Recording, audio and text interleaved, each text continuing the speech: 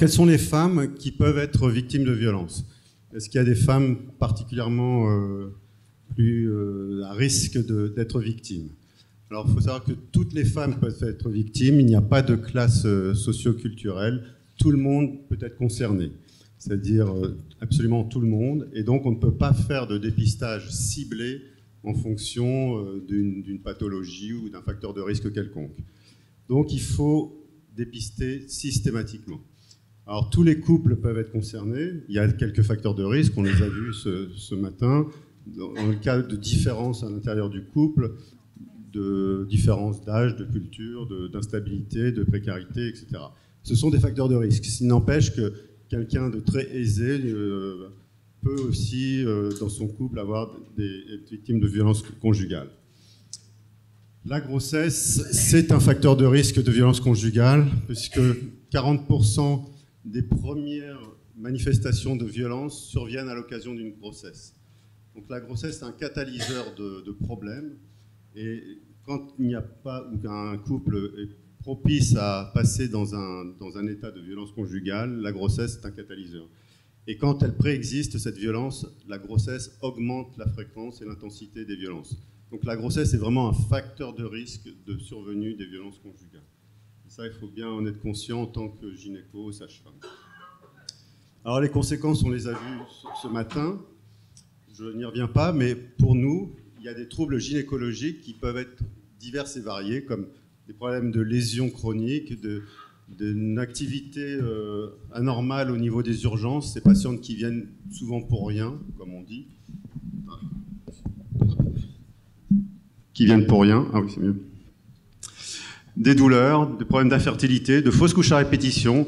Et nous, à Gynéco Sans Frontières, on a été sensibilisés sur les violences conjugales par notre président de l'époque qui suivait une patiente pour des fausses couches à répétition et qui s'est rendu compte, tout à coup, il a une petite idée, il s'est dit, eh oui, et c'était en rapport avec des violences répétées qui fait qu'elle avait eu plusieurs fausses couches.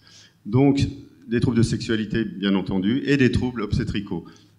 Alors, comment ça peut intervenir dans la grossesse? Donc, vous en avez parlé ce matin, mais ça augmente pas mal de pathologies de la grossesse, dont la mortalité maternelle. Et 16% de la mortalité maternelle évitable serait due à des violences conjugales. Donc, en sachant que le risque de passage à l'acte avec un décès est majeur au moment de la séparation de l'auteur et au moment du postpartum. Donc, quand on faisait des topos dans les maternités du Nord-Pas-de-Calais, souvent après, les sages-femmes rapportaient, enfin souvent, heureusement pas si souvent que ça, mais un décès d'une patiente en suite de couche qui avait glissé dans sa douche. Et quand on réfléchit, il est très difficile de se tuer, on peut se faire très mal, mais de se tuer en glissant dans sa douche, c'est très difficile. Donc, il faut évoquer, cette période est particulièrement à risque de passage à l'acte. Alors, quel est le rôle des gynécos et des sages-femmes? C'est de dépister ces violences, de les diagnostiquer, d'en évaluer la gravité, de conseiller, d'informer et d'orienter la patiente. Alors, comme il n'y a pas de signe pathognomonique, comme il n'y a pas de signe de facteur de risque, il faut dépister systématiquement. Donc, demander à tous les couples, à toutes les patientes qui viennent en consultation prénatale, si oui ou non elles ont déjà été victimes de violences. On peut s'aider bien sûr sur des signes d'appel, mais ça n'empêche pas qu'il faut faire ce dépistage systématique et ne pas se fier uniquement à des signes d'appel pour faire du dépistage ciblé. Alors il faut poser la question, il n'y a pas de protocole, c'est un peu comme on le sent, et j'ai toujours tendance à faire le parallèle avec les problèmes qu'on a eus en obstétrique avec les pathologies tabous. Donc il y a très longtemps, on n'osait pas demander à une femme on n'osait pas lui demander si elle fumait. Donc ça fait très longtemps, parce que maintenant ça paraît complètement anodin comme question. Après, il y a eu l'alcool. On a eu beaucoup de mal à poser la question de l'alcool pendant la grossesse. Maintenant, on y arrive de mieux en mieux. L'incontinence urinaire, anale, c'est aussi très difficile de poser ce type de questions. Tous ces sujets tabous, et les violences conjugales, c'est aussi un sujet tabou. Il va falloir qu'on réussisse à passer outre et à poser la question systématiquement, comme toutes les autres pathologies, parce que on peut considérer que c'est une pathologie pour le devenir de la grossesse. Alors, comment poser la question? C'est à vous de vous faire votre expérience. On peut donner des questions types, mais c'est à vous de sentir comment poser la question, comme vous l'avez fait pour les autres pathologies tabous. Avez-vous simplement après, plus on va poser cette question, plus on sera à l'aise avec ce type de questions, et puis ça deviendra assez simple. On a trouvé des petits moyens. Dans le Nord-Pas-de-Calais, on a un dossier prénatal qui est régional, qu'on a fait nous-mêmes, et donc on peut le modifier à loisir. Et donc on a rajouté des cases à cocher. Une case à cocher pour les mutilations, parce qu'au départ c'était là-dessus où j'étais plus impliqué. Et puis aussi une case à cocher pour les violences conjugales. Le problème, c'est qu'on a un dossier partagé. C'est-à-dire que la patiente rentre avec son dossier à la maison. Donc c'est difficile de rentrer avec son dossier sous le bras avec marqué dessus violence conjugale. Donc comme on garde la pochette cartonnée, on a mis cette case à cocher dans la pochette cartonnée, sur la pochette cartonnée qui reste dans le service. Et donc comme ça, on peut savoir si oui ou non cette patiente est à risque ou s'il y a une suspicion d'être victime de violence. Et cette case à cocher, simplement cette case, ça permet aux professionnels de se dédouaner de ce malaise qu'il a à poser cette question, de se dire c'est une case, il faut que je la coche, alors je pose la question. Au départ, il va dire voilà, c'est un peu la raison pour laquelle je vous pose cette question parce que ça fait partie du dossier. Et puis après, il va s'habituer à se poser cette question. Et quand il aura vu le nombre de réponses, il va la poser de plus en plus facilement. Alors, les femmes enceintes, on peut avoir des petits signes d'appel, effectivement, quand on voit des couples. Les femmes enceintes un peu prostrées, craintives.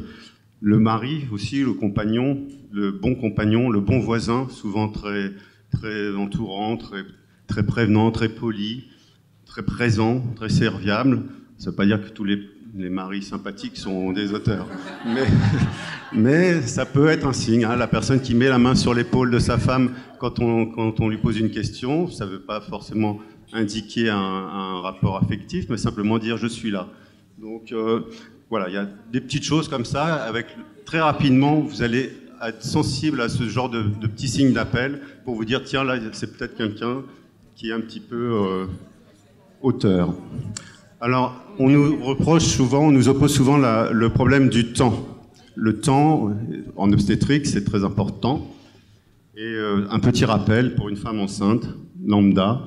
Nombre de consultations, 7 pendant la grossesse. L'entretien prénatal qu'on vient de voir. Les consultations de préparation à l'accouchement.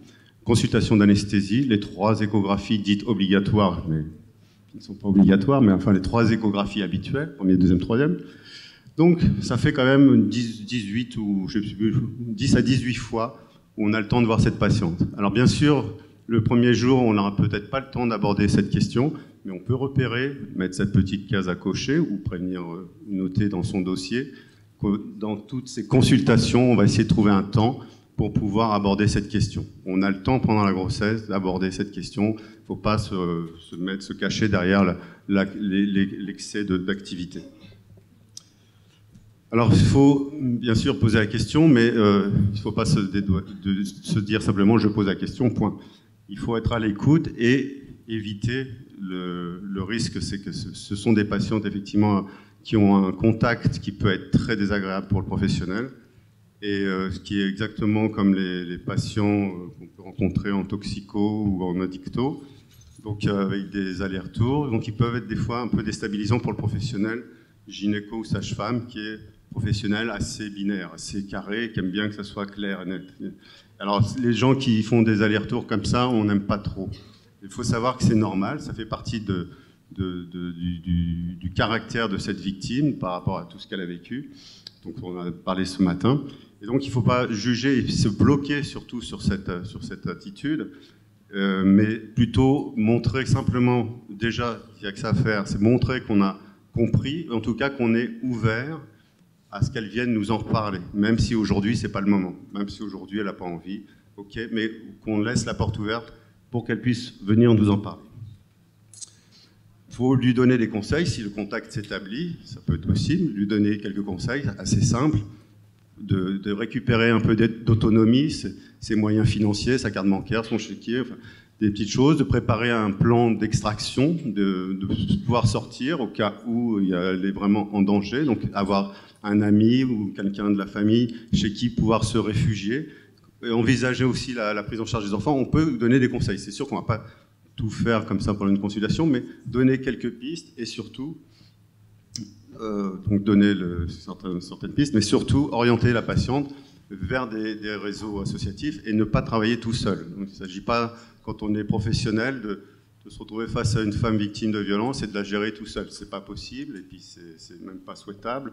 Donc il faut connaître le réseau. Donc il y a des associations, il y a la justice, il y a plein de choses, il y a l'UMJ. Donc, et travailler en groupe et reparler de cette patiente avec l'équipe. Et puis, vous avez une référente départementale en Martinique? Oui. Oui. Donc, vous référez aussi auprès de la référente départementale. Elle est là? Oui.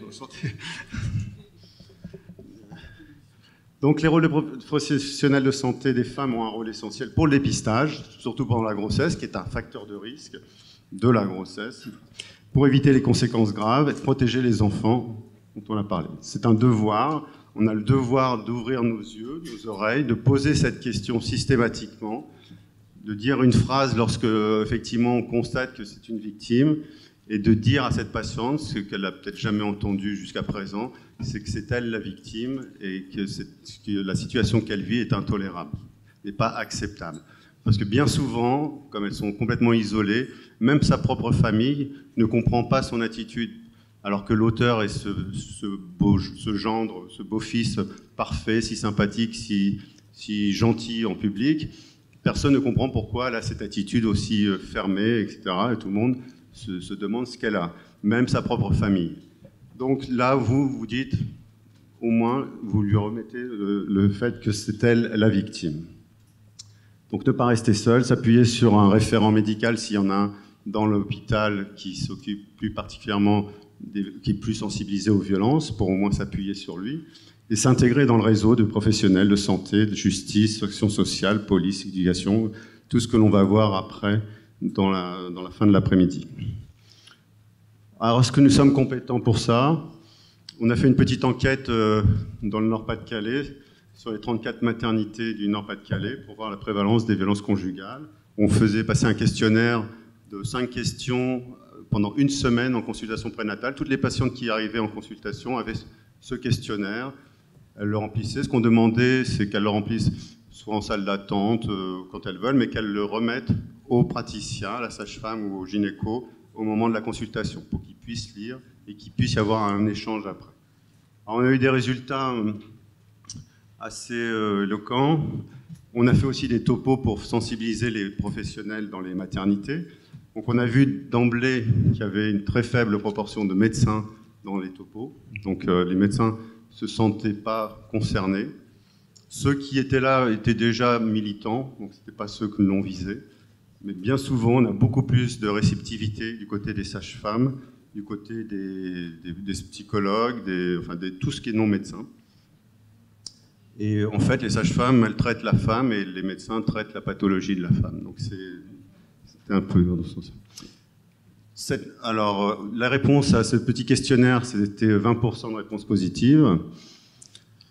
Les préjugés qu'on a rencontrés avec cette petite enquête qui n'était vraiment pas intrusive, c'est que 25% des maternités n'ont pas mis en place l'enquête parce qu'elles n'avaient pas compris les modalités. C'est vrai que c'était exceptionnellement difficile à comprendre. C'était un questionnaire de 5 questions pendant une semaine. D'autres avaient beaucoup d'autres études en cours. Certains ont perdu les résultats au moment de l'envoi. 5 cliniques n'ont pas souhaité mettre en place ces études parce que c'était difficile pratiquement, parce que les cabinets des gynécologues n'étaient pas là. Enfin bref, il y avait plein de raisons qui font que quelques 80% qui ont répondu. Alors les réponses, les commentaires, c'est on ne pense pas être concerné par ce problème, puisqu'on n'en a pas dans notre maternité, dans notre clinique. Il y avait les cliniques privées aussi dans l'étude. Et les professionnels qui avaient fait la démarche de faire l'étude étaient quand même assez surpris de voir les résultats et de voir la fréquence qu'ils n'avaient pas perçue jusqu'à présent. Alors nous n'avons pas le temps, nous sommes débordés, c'est vrai, mais il faut savoir que si 20% répondent oui, 80% répondent non. Donc ça fait quand même pas... ça peut passer vite. Et puis après, on voit les femmes 10 à 18 fois dans une grossesse, on a le temps de prendre 5-10 minutes pour essayer d'aborder ce problème. Et si la patiente est concernée, qu'allons-nous faire? Parce qu'on n'est pas spécialiste, ce n'est pas notre problème direct, ce n'est pas de la médecine. Bon, donc il faut effectivement leur proposer des outils pour que lorsqu'ils sont confrontés à une femme qui est victime, ne pas le laisser seul à se débrouiller comme ça. Donc on propose des outils qui représentent des numéros de téléphone utiles que vous avez sur vos plaquettes, et puis c'est aussi au médecin, une fois qu'il aura commencé à toucher cette problématique, il va pas devenir, il n'est pas borné au point de toujours pas vouloir s'en occuper, il va se sensibiliser, et puis après il va s'intégrer naturellement dans les réseaux. Et ce type de colloque, c'est aussi l'occasion de se voir, de se rencontrer, de mettre des visages sur des numéros de téléphone, et ça va beaucoup plus vite lorsqu'on passe un petit coup de fil comme ça, à droite à gauche, entre collègues, pour prendre en charge une patiente. Donc il ne faut pas rester seul à gérer tout ça, tout seul, parce que ce n'est pas possible, et ce n'est pas souhaitable. Ce n'est pas le travail de l'assistante sociale, c'est aussi le travail de l'assistante sociale, mais c'est aussi notre devoir de médecin, de sage-femme, de faire ce travail. Alors, on a constaté qu'il y a une méconnaissance des professionnels. Ça s'améliore. C'est une étude qui date de 2010. Je trouve que ça s'est quand même vraiment, vraiment bien amélioré sur 5 ans. Déjà, la population, la fréquentation des colloques. Il y a des fois, les premiers colloques, on était plus nombreux derrière la table que dans la salle. Et là, maintenant, c'est quand même un peu... Ça avance. Donc, on est quand même... Moi, je suis d'une nature assez optimiste, donc je suis assez optimiste là-dessus aussi. Alors, les réticences, on n'a pas été formé pour ça, effectivement. Quand on fait médecine ou quand on fait sage-femme, on ne pense pas faire de la médecine préventive psychosociale, entre guillemets. Mais c'est comme l'alcool, c'est comme le tabac. C'était pas au départ, moi, les alcooliques, je trouvais qu'ils n'avaient rien à faire à l'hôpital. Et ça, c'était il y a 30 ans. Maintenant, ça paraît complètement idiot, et il est évident que l'alcoolisme, c'est une spécialité médicale. Les violences, c'est pareil, ça doit faire partie de la profession de médecin. Donc il n'y a pas de formation initiale, il y a encore peu de formation continue, et il y a des DU, des DPC, ça commence à avancer, ça avance. Et donc on va voir ce qu'on peut faire encore pour avancer encore plus au niveau de la région, et ce qu'on fera donc dans la table ronde tout à l'heure. Je vous remercie.